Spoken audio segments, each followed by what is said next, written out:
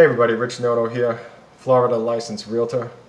So what I wanted to do for quite some time was to give you some kind of information about the annual passes that they have at Seaworld, Universal, Busch Gardens, and Disney. The reason why is because I typically do get asked questions about annual passes, like which ones do I have, what passes are good, and to be honest, it's super confusing when you look at all the passes online that they have. Now the first thing that you want to do is you always want to get the latest information. I'm going to sound exactly as I do when I'm speaking about homes and builders, but what you do want to do is, you do want to head over to the website to always get the latest information, the most up to date, and of course at the time when you are ready to make the purchase, that's when it's the most important. Okay, so let's get started. So this up here is everything that I wrote. It's going to be in two parts. So the first part's going to be me talking about everything that's on here. The second part I'm going to be going over the passes, and I put information down here that I printed up.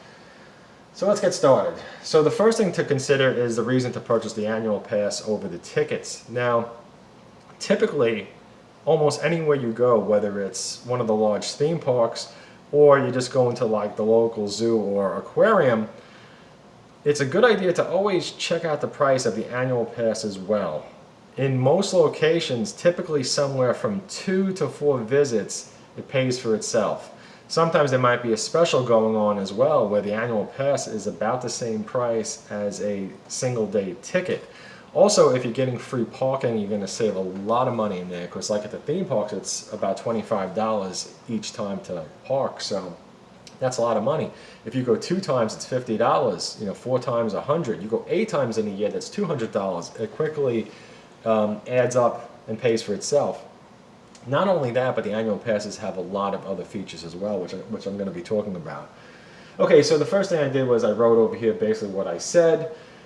Typically, with most of the theme parks, in about 3 days of use or 3 tickets, it's going to pay for itself. So just picture each ticket is about $100 a day, and that's just an average. It might be $80, it might be $150 a day. But the parking is $25 each day. So if you go for 3 days, that's $300 for tickets. Plus it would be another $75 to park. So you're looking at $375 right there. Okay, so now the other thing that you're going to get is discounts. You're going to get discounts on merchandise, and you're going to get discounts on food. Now, not every annual pass is going to have that feature, but a lot of them do. So make sure, again, head over to the website for the theme park that you want to purchase the pass or that you're interested in, and make sure that you do some good reading on it. Okay, first main topic is when you do purchase a pass, typically at the end of the year, if you keep the pass and you renew, many, not all, of the theme parks are going to give you some kind of a discount. So typically, from what I've noticed, because some of my passes are like 14 years old and I just keep these things, I've noticed that typically at the end of the year I get about a 15% discount on it to keep the pass and renew the pass. Sometimes it'll be 15% discount plus a free month, 2 months. I think Universal one time gave me 6 months free. I think it was a year or 2 ago. The last time I renewed, I believe I got 3 months free plus 15%. So the pass that's normally 12 months turns out to be 15 months, plus you're getting 15% off for keeping it. So that's something to consider. Now, whether you pay in full or you pay monthly, that's also going to change the renewal bonus that you get, or discount, or however you want to look at it. Because, for example, with Universal, with my pass, I paid in full because I know from over the years that for me to get a discount to renew, Universal does it for people that pay in full. Now, maybe they've changed that recently, so that's something that you want to find out, but they never used to. With that said, I like to, I'm keeping my pass. I think I've had my Universal pass for maybe 8 years now or more in a row, so, I like it. The next thing is monthly payments. Sometimes you can pay monthly and you'll still get a discount on that. So Disney is pretty good with that. from what I've seen in my experience. But again, check out the latest information on that. The whole idea of this video is to kind of just, give you the basics, give you the ideas, although this is a lot more than the basics. That way, when you are in the process of making this purchase, you'll have a lot to think about. Okay, so the next topic over here, we're going to talk about kids don't need the annual passes with free parking now. Many times parents purchase these passes because they just don't realize it. There are passes that most of the parks have that don't have free parking.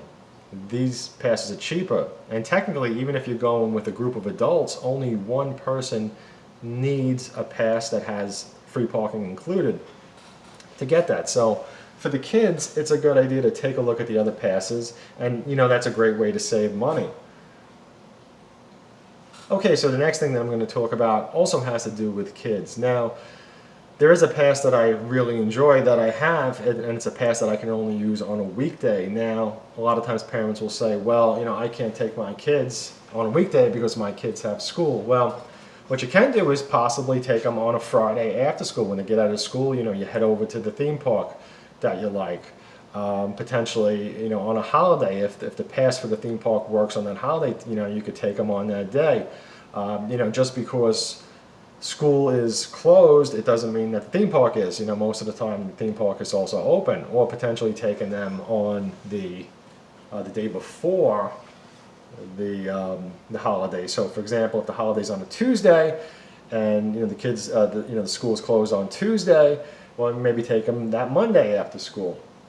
Okay, so next thing, check the passes for the blockout dates. Now, when you're looking at these passes online, a lot of times there's you'll see like a little link where it says blockout dates, and it'll have like the, click, like it's highlighted. So, click on that, and then typically what that does is it takes you to a map. Not a map, excuse me. It takes you to a calendar. I'm doing good. I'm talking about maps now. Now I'm driving. It takes you to a calendar where it'll show you the days that the park is on a blockout. Now, a blockout is the days that you can't go with that pass. Okay, so make sure for any pass before you purchase it, look at the blockout dates. It's so important.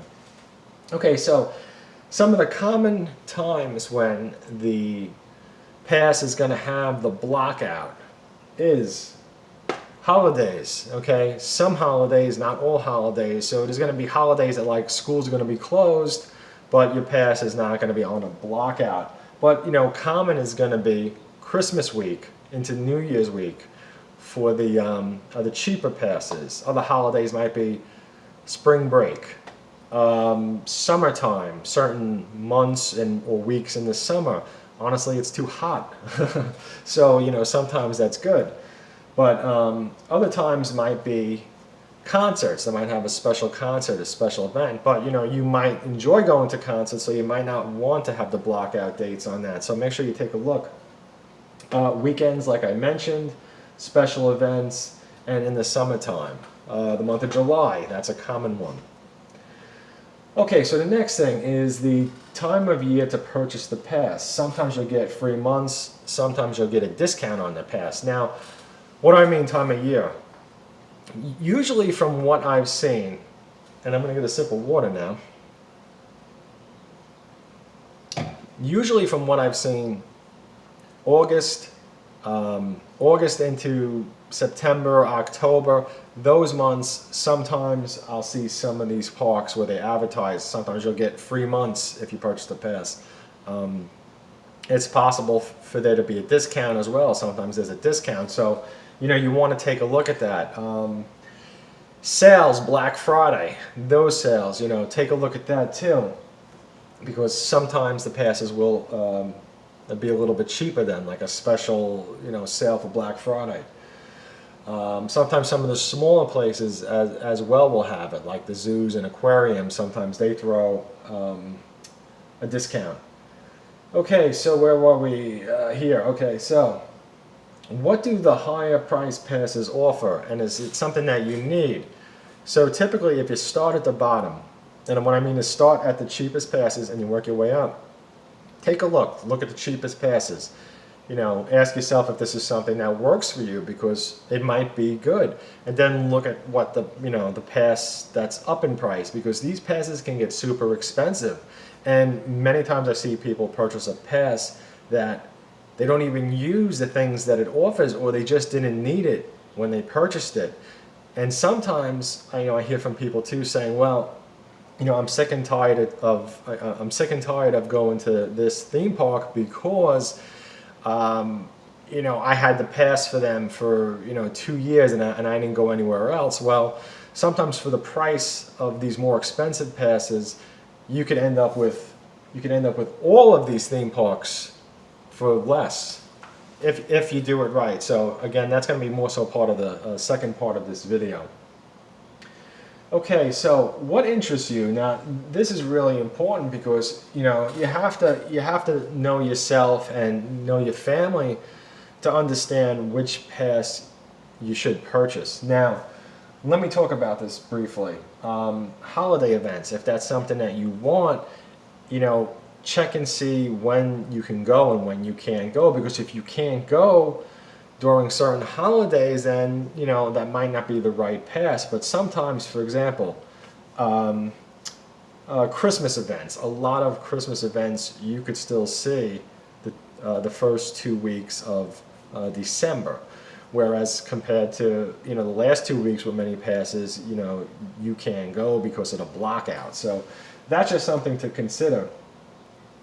Okay, concerts is something that if you like it, check the schedules, make sure that your pass works. There was a time years ago that I wanted to go see a concert. I wanted to go see the band Fuel play, and I was excited, and then I realized, oh, my pass is blocked out. So, just, keep that in mind when you're all looking at the passes. Fireworks, you might want to see fireworks certain times of the year, and again, if you can't go, you can't see it. But there is a lot of fireworks, and typically you can see fireworks all year, but just, it's going to vary.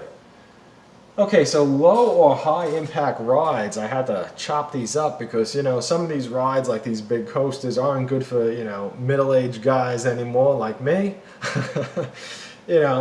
I used to be able to ride them, and then there's these other type of rides with the large screens where you're not going anywhere and you're kind of just rocking in your seat and the screen is moving, and to me, I consider that high impact.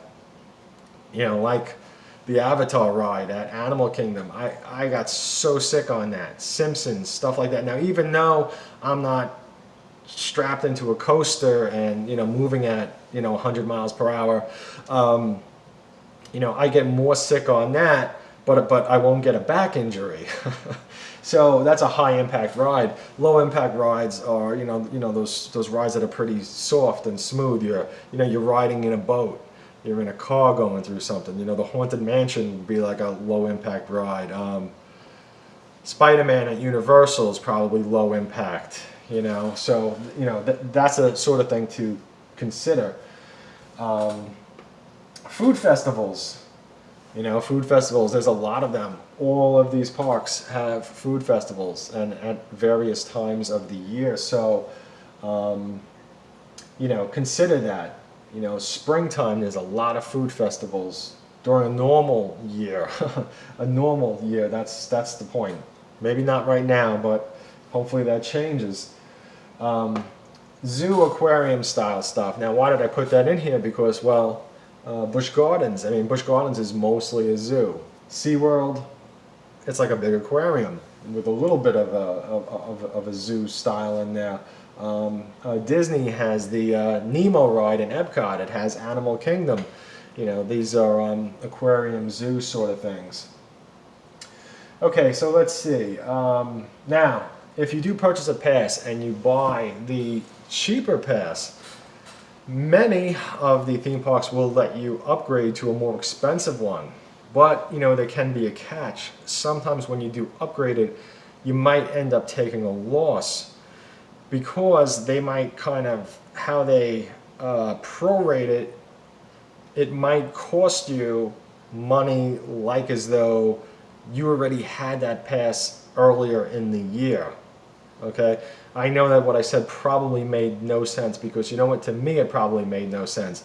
But what you have to do is ask each theme park or find out on their website that if you did want to upgrade, how much it would cost you. So basically, if you're kind of going, back and forth between two different passes, purchasing the cheaper one might be a great idea, but it might not be a great idea to upgrade it in the year that it's active.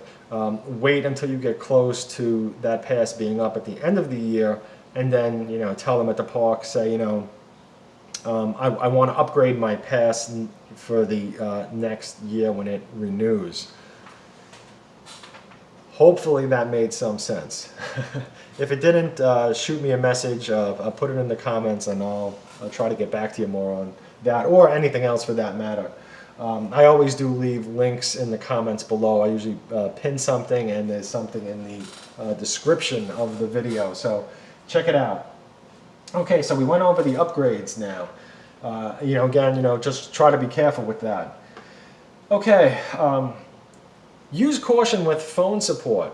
I've spoken to theme parks quite a few times over the years, and there were times when I had to call back multiple times because I knew the answer I was getting on the phone was terrible. And many of the people that are working there are just reading the website, and sometimes they even tell you, I'm just looking at the website.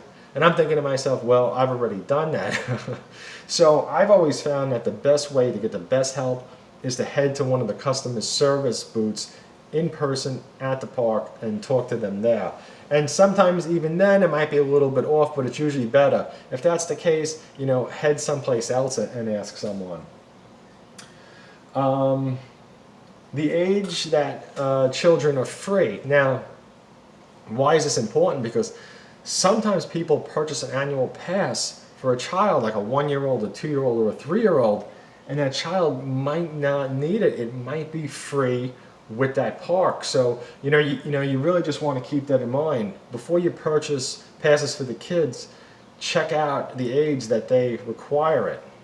Very important, because passes are very expensive. Now, for the second part of the video, I'm going to be going over all the other stuff that I talked about. So check it out. Okay, everyone, so now I'm going to talk about the passes that I have, and also talk about the passes that the parks offer as well. I'm just going to kind of give a little quick overview of them. So let's start with Universal now. Universal, currently the pass prices start around $269 and go up to $509. Now, I'm always looking at things trying to get the best deal for the money, and also, of course, am I going to use it? So the most expensive pass over here, I'm not going to use it. It has VIP parking, or whatever they call it, the valet parking or something like that across the street. I don't need that. It also gives like a free ticket to Halloween Horror Nights, and then I think you get passes to City Walk all year and stuff like that. I mean, that's really stuff that I personally, I'm not going to use it really. So I have the preferred pass, and I have it because I can go every day of the year. So I have my weekends, and I can go during holidays. I get free parking, so that's saving me, $25 a pop. Or should I say $25 to park.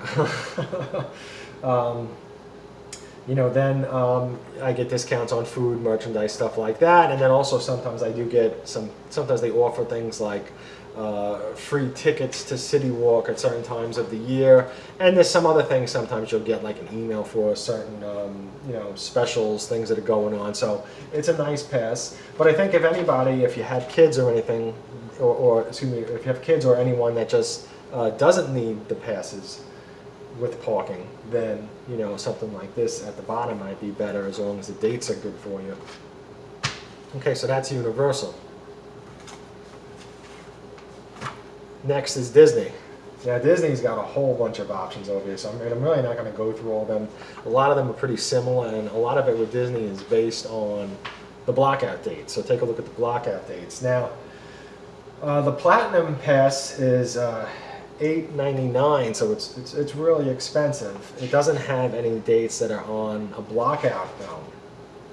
And you also get Photo Pass. So Photo Pass is those pictures that, like, when you're going down the log flume and you know, they take your photo and they catch you and you're screaming and you look crazy.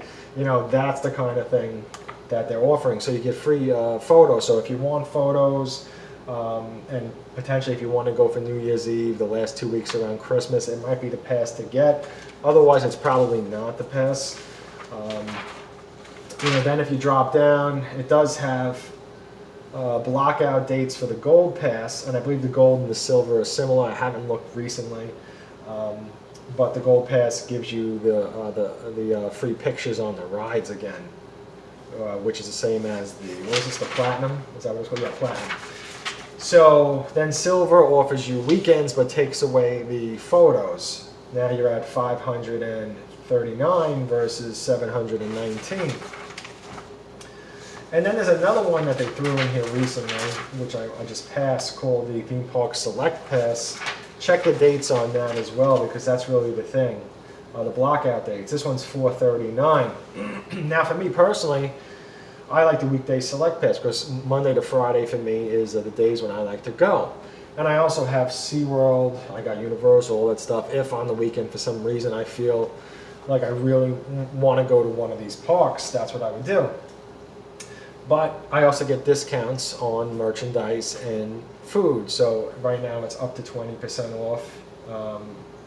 And check online to see exactly where the discounts are.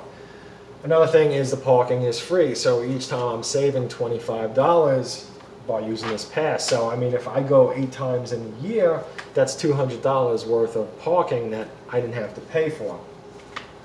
Now by comparison, there's an Epcot After 4 annual pass. Okay, so the Epcot After 4 annual pass is $319. Now at $319, I can go every day of the year, but it's only Epcot.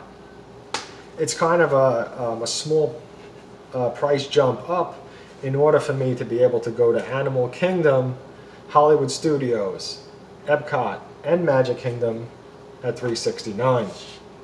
And of course, you know, have a lot of days when I can go to Epcot as well, except for the blockout times, of course.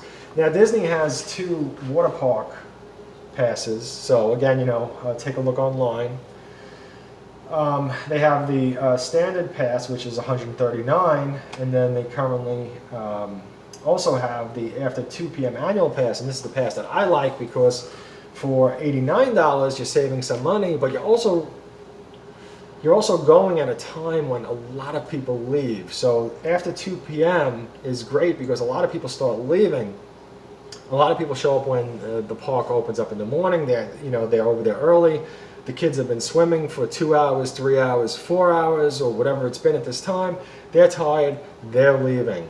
You know, this is something that if you do go to water parks often, you know, you would notice it that around the afternoon, you know, the crowds seem to thin out. So I like it because it's less crowded and it does save some money on the price of the pass.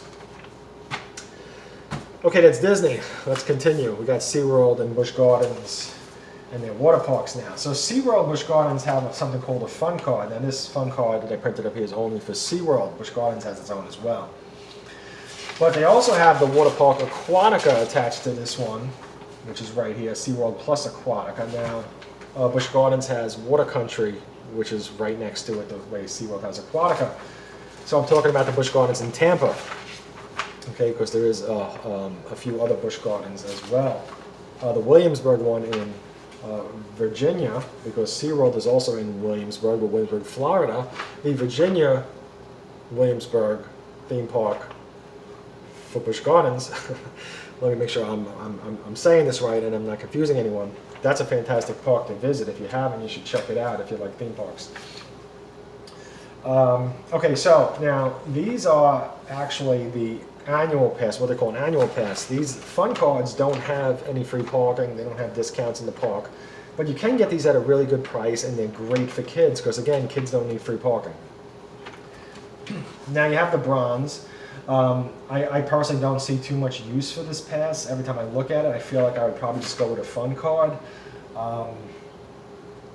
Because the free parking starts over here at the silver. So you got the silver pass, which has free parking at $186 for the year, or $15.50 a month, and then you go up to this I don't know why I printed out like this, but then you got the next pass, which is the gold, which gives you the preferred parking. Now, what they do over there at the Busch Gardens, SeaWorld parks, is you get this parking preferred, which is it's usually just closer to the park. It's in the same parking lot, but it's just closer. So you're entitled to it until they sell it out. Once they sell it out, then they just give you the regular free parking. So it's good, but I personally don't think it's worth it to jump from silver. I didn't check to see if this has any type of a blockout date. I don't know, because I have Platinum Pass, and the Platinum Pass covers SeaWorld, Busch Gardens, all the water parks, plus the theme parks that they have in the whole country. So if you do want to go to some of their other theme parks in some other areas, you know, you can with this pass. This pass gives you free parking, the same as, what is this one again? The Gold Pass does. You get the VIP lot or preferred lot, and you get discounts on food and merchandise and all that stuff, you know. So I mean, I like this pass because I can go every day of the year, and if I did want to go on weekends, and typically I only go on weekends if there's a concert to these parks. I do also like it as well because of the holiday events that SeaWorld has in Busch Gardens. They have really great Christmas and Halloween events. So if that's something that you like for the holidays, you know, these parks are some of the best. SeaWorld's Christmas is just fantastic, and so is the Williamsburg, Virginia Busch Gardens. Fantastic to see for Christmas time. The lights are amazing. I do hope that you found this video helpful. If you have any questions, please don't hesitate to reach out and contact me. And thank you for watching, and I do appreciate all my subscribers. Have a good day.